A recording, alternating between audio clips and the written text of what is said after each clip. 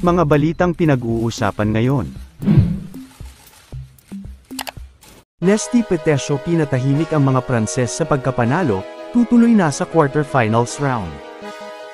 Matapos nga po ang matagumpay na pagkapanalo sa preliminary round ng ating kababayang si Nesty Petesio sa 2024 Paris Olympics, muli na namang nakakuha ng panalo ang ating pambato matapos nitong dominahin ang kanyang katunggaling si Amina Zidani ng France sa round of 16 ng Women Boxing 57 kg division.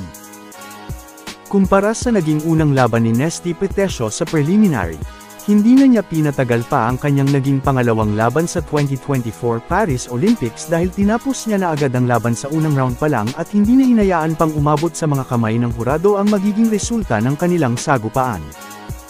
Sa pagsisimula pa lang ng round 1 ay naging mas agresibo agad ang ating pangbatong si Nesty Petesio sa pagbigay ng mga solidong suntok dito sa kanyang kalaban.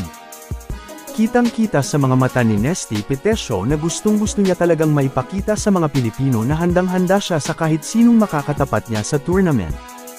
Gusto rin niyang maibawi ang ilan sa mga kasamahan niyang atleta na maagang nagpaalam dito sa Paris Olympics 2024, at mabigyan muli ng gintong medalya ang Pilipinas sa Olympic boxing event.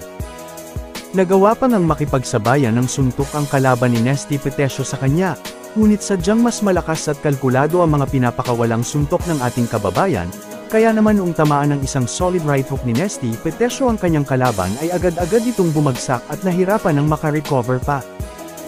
Dahil nga sa pagkapanalong ito ni Nesty Petesio, ay mas lalo siyang napapalapit sa inaasam niyang medalya dahil mag-a-advance na siya sa quarterfinals kung saan magiging mas matindi na ang kanyang mga makakasagupa sa tournament. Gayunpaman, malakas ang ating paniniwala na naging maganda ang preparasyon ni Nesty Petesio at nakakasigurado tayong kakayanin niya lahat ng kanyang mga makakatapat.